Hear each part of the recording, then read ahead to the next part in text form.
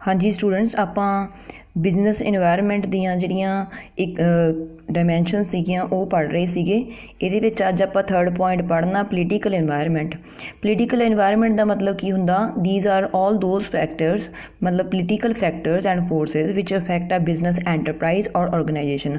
ਮਤਲਬ ਰਾਜਨੀਤੀ ਨਾਲ ਸੰਬੰਧਿਤ ਉਹ ਸਾਰੇ ਫੈਕਟਰ ਅਤੇ ਫੋਰਸਿਸ ਜਿਹੜੇ ਸਾਡੀ ਆਰਗੇਨਾਈਜੇਸ਼ਨ ਨੂੰ ਪ੍ਰਭਾਵਿਤ ਕਰਦੇ ਆ। ਠੀਕ ਆ, ਸੋ ਉਹਨਾਂ ਦੇ ਵਿੱਚ ਹੁਣ ਅਸੀਂ ਅੱਗੇ ਡਿਸਕਸ ਕਰਦੇ ਹਾਂ ਵੀ ਕਿਹੜੇ ਕਿਹੜੇ ਪੁਆਇੰਟਸ ਨੇ ਜਿਹਦੇ ਕਰਕੇ ਸਾਡਾ ਬਿਜ਼ਨਸ ਜਿਹੜਾ ਉਹ ਪ੍ਰਭਾਵਿਤ ਹੋ ਸਕਦਾ, ਅਫੈਕਟ ਹੋ ਸਕਦਾ। Political environment is the political aspect or political part of business environment. ਜਿਵੇਂ ਆਪਾਂ ਸੁਸਾਇਟੀ ਬਾਰੇ ਪੜ੍ਹਿਆ, ਪਹਿਲਾਂ ਇਕੋਨਮੀ ਬਾਰੇ ਪੜ੍ਹਿਆ, ਠੀਕ ਆ, ਉਸੇ ਤਰੀਕੇ ਨਾਲ ਜਿਹੜਾ ਪੋਲੀਟੀਕਲ ਇਨਵਾਇਰਮੈਂਟ ਆ ਇਹ ਰਾਜਨੀਤੀ ਨਾਲ ਜੁੜਿਆ ਹੋਇਆ ਇੱਕ ਹਿੱਸਾ ਵਾ ਜਿਹੜਾ ਕਿ ਬਿਜ਼ਨਸ ਇਨਵਾਇਰਮੈਂਟ ਦਾ ਇੱਕ ਪਾਰਟ ਹੈ। ਠੀਕ ਆ, political environment include factors like political stability in the country. Political environment ਦੇ ਵਿੱਚ ਕਾਫੀ ਸਾਰੇ ਫੈਕਟਰਸ ਆਉਂਦੇ ਆ, ਜਿਵੇਂ political stability in the country ਦਾ ਮਤਲਬ ਕੀ ਹੈ ਕਿ ਜਿਹੜੀਆਂ ਰਾਜਨੀਤਿਕ ਸਟੇਬਿਲਿਟੀ ਆ, ਠੀਕ ਆ, ਉਹ ਕਿੰਨੀ ਕੁ ਜ਼ਿਆਦਾ ਵਾ ਦੇਸ਼ ਦੇ ਵਿੱਚ। ਮਤਲਬ ਗਵਰਨਮੈਂਟ ਬਾਰ-ਬਾਰ ਚੇਂਜ ਹੋ ਰਹੀ ਆ ਜਾਂ ਪੂਰੇ 5 ਸਾਲ ਉਹਦੇ ਹੋ ਰਹੇ ਆ, ਠੀਕ ਆ, complete. Law and order situation, ਮਤਲਬ ਉੱਥੇ ਜਿਹੜਾ ਕਾਨੂੰਨ ਵਗੈਰਾ ਉਹਦੀ ਸਿਚੁਏਸ਼ਨ ਕਿਸ ਤਰ੍ਹਾਂ ਦੀ ਹੈ, ਮਤਲਬ ਲੋਕ ਫੋਲੋ ਕਰਦੇ ਆ ਜਾਂ ਉੱਥੇ ਬਿਲਕੁਲ ਮੇਨਟੇਨੈਂਸ ਨਹੀਂ ਹੈ law and order the. Type of political system, ਕਿਸ ਤਰ੍ਹਾਂ ਦਾ ਪੋਲੀਟੀਕਲ ਰਾਜਨੀਤਿਕ ਸਿਸਟਮ ਕਿਸ ਤਰ੍ਹਾਂ ਦਾ ਹੈ। Ideology of various political parties, ਮਤਲਬ ਜਿਹੜੀਆਂ ਡਿਫਰੈਂਟ ਪੋਲੀਟੀਕਲ ਪਾਰਟੀਜ਼ ਨੇ ਉਹਨਾਂ ਦੀ ਕੀ ਆਈਡੀਓਲੋਜੀ ਆ, ਮਤਲਬ ਜਦੋਂ ਗਵਰਨਮੈਂਟ ਦੇ ਵਿੱਚ ਆਉਂਦੀਆਂ ਨੇ ਜਾਂ ਸੱਤਾ ਦੇ ਵਿੱਚ ਆਉਂਦੀਆਂ ਨੇ ਤਾਂ ਉਹਨਾਂ ਦਾ ਕੀ ਵਿਊ ਪੁਆਇੰਟ ਹੁੰਦਾ, ਦੇਸ਼ ਪ੍ਰਤੀ ਕਿੱਦਾਂ ਦੀ ਉਹਨਾਂ ਦੀ ਆਈਡੀਓਲੋਜੀ ਆ। ਪਰਫੋਰਮੈਂਸ ਆਫ ਬਿਊਰੋਕਰੇਸੀ, ਬਿਊਰੋਕਰੇਸੀ ਦੇ ਵਿੱਚ ਆਉਂਦੇ ਵੀ ਮਤਲਬ ਜਿਹੜੇ ਗਵਰਨਮੈਂਟ ਆਫਿਸਰਸ ਨੇ ਉਹ ਵਧੀਆ ਪਰਫੋਰਮੈਂਸ ਦੇ ਰਹੇ ਨੇ ਜਾਂ ਨਹੀਂ ਦੇ ਰਹੇ। ਠੀਕ ਆ, ਜਿਹੜੇ ਸਰਕਾਰੀ ਅਦਾਰਿਆਂ ਦੇ ਵਿੱਚ ਬੈਠੇ ਆ government officers. Policy of the government towards trade and commerce, ਸਰਕਾਰ ਦੀ ਜਿਹੜੀ ਵਪਾਰ ਪ੍ਰਤੀ ਜਾਂ ਕਮਰਸ ਪ੍ਰਤੀ ਕਿੱਦਾਂ ਦੀ ਪਾਲਿਸੀ ਬਣਾਈ ਹੋਈ ਆ। Faith of business organisations in political system, ਜਿਹੜੇ ਬਿਜ਼ਨਸ ਆਰਗੇਨਾਈਜੇਸ਼ਨਸ ਨੇ ਜਾਂ ਸੰਸਥਾਵਾਂ ਨੇ ਇਹਨਾਂ ਦਾ ਜਿਹੜਾ ਇਹ ਰਾਜਨੀਤਿਕ ਸਿਸਟਮ ਹੈ ਇਹ 'ਚ ਕਿੰਨਾ ਕੁ ਭਰੋਸਾ ਹੈ। Public opinion about political system, ਲੋਕਾਂ ਦੀ ਕੀ ਓਪੀਨੀਅਨ ਆ ਜਾਂ ਕੀ ਸੋਚ ਆ ਪੋਲੀਟੀਕਲ ਸਿਸਟਮ ਦੇ ਬਾਰੇ। ਠੀਕ ਆ, ਇਹ ਸਾਰੇ ਫੈਕਟਰਸ ਨੇ ਜਿਹੜੇ ਸਾਡੇ ਪੋਲੀਟੀਕਲ ਇਨਵਾਇਰਮੈਂਟ ਦੇ ਵਿੱਚ ਕਾਊਂਟ ਹੁੰਦੇ ਆ। If a business enterprise formulate its policies and programmes by giving due importance to such political factors then there is a greater possibility for its success. ਹੁਣ ਇਹਦੇ ਵਿੱਚ ਇਹ ਦੱਸਿਆ ਗਿਆ, ਕਹਿੰਦੇ ਜੇ ਕੋਈ ਵੀ ਬਿਜ਼ਨਸ ਐਂਟਰਪ੍ਰਾਈਜ਼ ਆ ਜਿਹੜੀ ਉਹ ਆਪਦੀ ਜਿਹੜੀਆਂ ਪਾਲਿਸੀਜ਼ ਅਤੇ ਪ੍ਰੋਗਰਾਮਸ ਇਹਨਾਂ ਫੈਕਟਰਸ ਨੂੰ ਧਿਆਨ 'ਚ ਰੱਖ ਕੇ ਬਣਾਉਂਦੀ ਆ, ਮਤਲਬ ਪੋਲੀਟੀਕਲ ਫੈਕਟਰਸ ਨੂੰ ਧਿਆਨ 'ਚ ਰੱਖ ਕੇ ਬਣਾਉਂਦੀ ਆ, ਤਾਂ ਉਹਦੀ ਜਿਹੜੀ ਸਕਸੈਸ ਆ ਉਹਦੀ ਕਾਫੀ ਜ਼ਿਆਦਾ ਪੋਸੀਬਿਲਿਟੀ ਹੁੰਦੀ ਆ। ਬਟ ਐਕਚੁਅਲ ਦੇ ਵਿੱਚ ਇੱਦਾਂ ਕੁਛ ਨਹੀਂ ਹੋ ਰਿਹਾ। ਠੀਕ ਆ, ਜਦ ਕਿ ਜਿਹੜੀਆਂ ਬਿਜ਼ਨਸ ਆ ਉਹ ਪਹਿਲਾਂ ਪਾਲਿਸੀਜ਼ ਬਣਾਉਂਦੇ ਆ, ਗਵਰਨਮੈਂਟ ਬਾਅਦ ਵਿੱਚ ਫੋਲੋ ਕਰ ਰਹੀ ਆ। ਠੀਕ ਆ, so apart from this business enterprises have to adopt themselves to the political changes which take place regularly. ਇਸ ਤੋਂ ਇਲਾਵਾ ਕਹਿੰਦੇ ਬਿਜ਼ਨਸ ਐਂਟਰਪ੍ਰਾਈਜ਼ ਨੂੰ ਆਪਣੇ ਆਪ ਨੂੰ ਜਿਵੇਂ ਢਾਲਣਾ ਪੈਂਦਾ ਵਾ ਪੋਲੀਟੀਕਲ ਚੇਂਜਸ ਦੇ ਅਕੋਰਡਿੰਗ। ਠੀਕ ਆ, if business enterprise do not do this then they have to face several problems.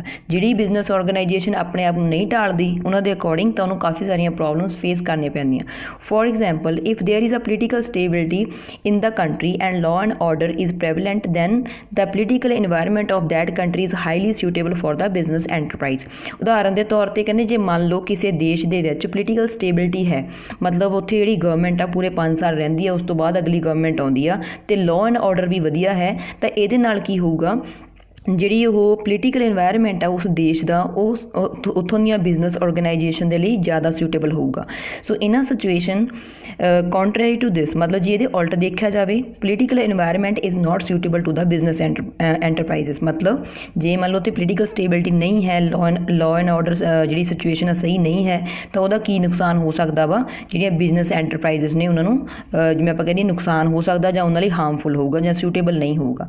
ਹੁਣ ਇਹਦੇ ਵਿੱਚ ਕੁਛ ਮੇਨ ਐਲੀਮੈਂਟਸ ਨੇ ਪੋਲੀਟੀਕਲ ਇਨਵਾਇਰਮੈਂਟ ਦੇ ਵਿੱਚ। ਪਹਿਲਾ ਹੈ constitution of the country and constitutional system, ਮਤਲਬ ਜਿਹੜਾ ਦੇਸ਼ ਦਾ ਸੰਵਿਧਾਨ ਹੈ ਉਹ ਕਿਸ ਤਰ੍ਹਾਂ ਦਾ ਹੈ, ਉਹ ਸਿਸਟਮ ਕਿਹੜੇ ਤਰੀਕੇ ਨਾਲ ਚੱਲ ਰਿਹਾ ਵਾ। Political system of the country, ਦੇਸ਼ ਦੇ ਵਿੱਚ ਕਿਹੜੀ ਰਾਜਨੀਤਿਕ ਪਾਰਟੀ ਹੈ। ਠੀਕ ਆ, ideology of main political parties and approach towards economic policies, ਮਤਲਬ ਜਿਹੜੀਆਂ ਰਾਜਨੀਤਿਕ ਪਾਰਟੀਆਂ ਨੇ ਇਹਨਾਂ ਦੀ ਕਿੱਦਾਂ ਦੀ ਸੋਚ ਆ, ਕੀ ਆਈਡੀਓਲੋਜੀ ਆ, ਜਾਂ ਇਕਨੋਮਿਕ ਪਾਲਿਸੀ ਦੇ ਪ੍ਰਤੀ ਇਹਨਾਂ ਦੀ ਕੀ ਅਪਰੋਚ ਆ। ਨੈਕਸਟ ਹੈਗਾ political stability and law and order, ਇਹ ਆਪਾਂ ਪੜ੍ਹ ਚੁੱਕੇ ਹਾਂ ਆਪਾਂ। ਠੀਕ ਆ, ਨੈਕਸਟ ਹੈਗਾ knowledge, intelligence, aptitude and far sightedness of the political leaders, ਮਤਲਬ ਜਿਹੜੇ ਪੋਲੀਟੀਕਲ ਲੀਡਰ ਨੇ, ਰਾਜਨੀਤਿਕ ਲੀਡਰ ਨੇ, ਲੋਕ ਨੇ ਇਹ। ਠੀਕ ਆ, ਤਾਂ ਇਹ ਦੂਰ ਅੰਦੇਸ਼ ਹੈਗੇ ਨੇ, ਮਤਲਬ ਦੇਸ਼ ਪ੍ਰਤੀ ਕੀ ਸੋਚਦੇ ਆ, ਕਿੰਨੇ ਇਹ ਇੰਟੈਲੀਜੈਂਟ ਨੇ। ਠੀਕ ਆ, ਨੈਕਸਟ ਇਹਦੇ ਵਿੱਚ ਹੈ prevalence of values among the political leaders.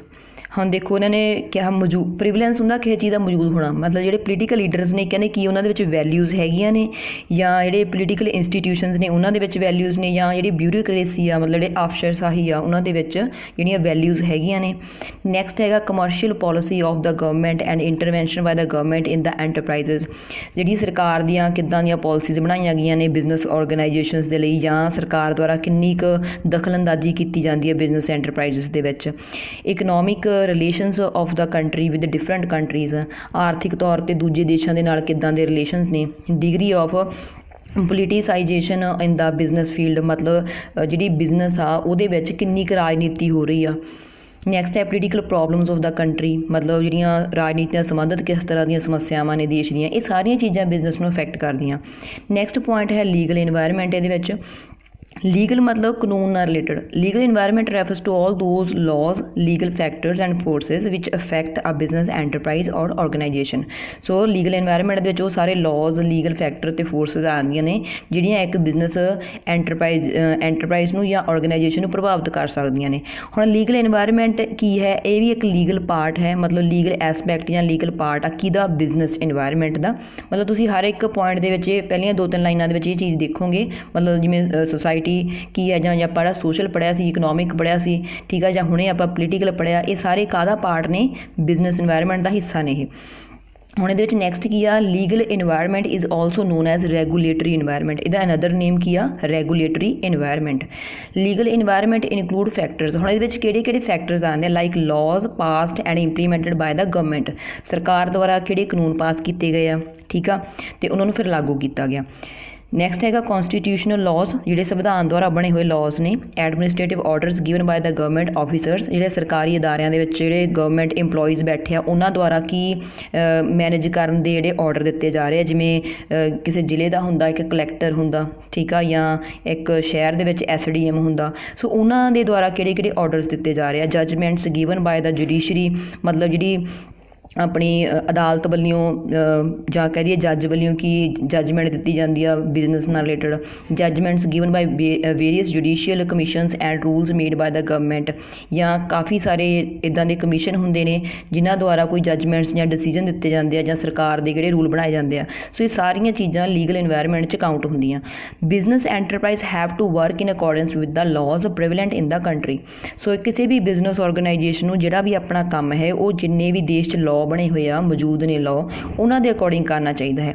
If business enterprise do not work follow the prevalent laws and rules then they may have to face several legal problems. ਜਿਹੜਾ ਵੀ ਬਿਜ਼ਨਸ ਜਾਂ ਜਿਹੜੀ ਵੀ ਔਰਗਨਾਈਜੇਸ਼ਨ ਇਹਨਾਂ rules ਨੂੰ follow ਨਹੀਂ ਕਰਦੀ, ਜਿਹੜੇ ਉਸ ਦੇਸ਼ ਦੇ ਰੂਲ ਨੇ, ਤਾਂ ਉਹਨਾਂ ਨੂੰ ਕਾਫੀ ਸਾਰੀਆਂ ਪ੍ਰੋਬਲਮਸ ਨੂੰ ਫੇਸ ਕਰਨਾ ਪੈਂਦਾ। It must also be noted here that legal environment imposes many restrictions on the working of the business enterprise. ਕਹਿੰਦੇ ਇੱਥੇ ਚੀਜ਼ ਇਹ ਵੀ ਨੋਟ ਕਰਨ ਵਾਲੀ ਆ ਵੀ ਲੀਗਲ ਇਨਵਾਇਰਮੈਂਟ ਦੇ ਵਿੱਚ ਕਾਫੀ ਸਾਰੀ ਇੰਪੋਜ਼ ਹੁੰਦਾ ਲਗਾਉਣਾ, ਰਿਸਟ੍ਰਿਕਸ਼ਨ ਹੁੰਦੀਆਂ ਪਾਬੰਦੀਆਂ, ਮਤਲਬ ਕਾਫੀ ਸਾਰੀਆਂ ਇੱਦਾਂ ਦੀਆਂ ਪਾਬੰਦੀਆਂ ਵੀ ਲਗਾਈਆਂ ਜਾਂਦੀਆਂ ਨੇ ਬਿਜ਼ਨਸ ਔਰਗਨਾਈਜੇਸ਼ਨਸ ਦੇ ਉੱਪਰ ਵੀ ਤੁਸੀਂ ਆਹ ਕੰਮ ਨਹੀਂ ਕਰਨਾ ਹੈਗਾ, ਠੀਕ ਆ। For example in India it is prohibited to advertise alcoholic products. ਮਤਲਬ ਇੰਡੀਆ ਦੇ ਵਿੱਚ ਜਿਵੇਂ ਸ਼ਰਾਬ ਦੀ ਐਡ ਦੇਣਾ ਉਹਦੀ ਮਨਾਹੀ ਆ, ਮਤਲਬ ਉਹਨੂੰ ਪ੍ਰੋਹਿਬਿਟ ਕੀਤਾ ਗਿਆ ਵਾ ਵੀ ਕੋਈ ਵੀ ਸ਼ਰਾਬ ਦੀ ਐਡ ਜਾਂ ਸਿਗਰਟ ਦੀ ਸਮੋਕਿੰਗ ਦੀ ਐਡ ਨਹੀਂ ਦੇ ਸਕਦੇ, ਠੀਕ ਆ, ਮਤਲਬ ਵੀ ਆਹ ਵਧੀਆ ਬ੍ਰਾਂਡ ਦੀ ਸ਼ਰਾਬ ਆ, ਕੁਛ ਇੱਦਾਂ। ਨੈਕਸਟ ਇਹਦੇ ਵਿੱਚ ਕੁਛ ਮੇਨ ਐਲੀਮੈਂਟਸ ਨੇ ਜਿਹੜੇ ਲੀਗਲ ਇਨਵਾਇਰਮੈਂਟ ਦੇ ਵਿੱਚ ਕਾਊਂਟ ਹੁੰਦੇ ਆ। ਉਹ ਹੈ ਕੌਨਸਟੀਟਿਊਸ਼ਨਲ ਲਾਅ, ਮਤਲਬ ਸੰਵਿਧਾਨ ਦੇ ਜਿਹੜੇ ਲਾਅ ਨੇ, ਲਾਅ ਪਾਸਡ ਬਾਏ ਦਾ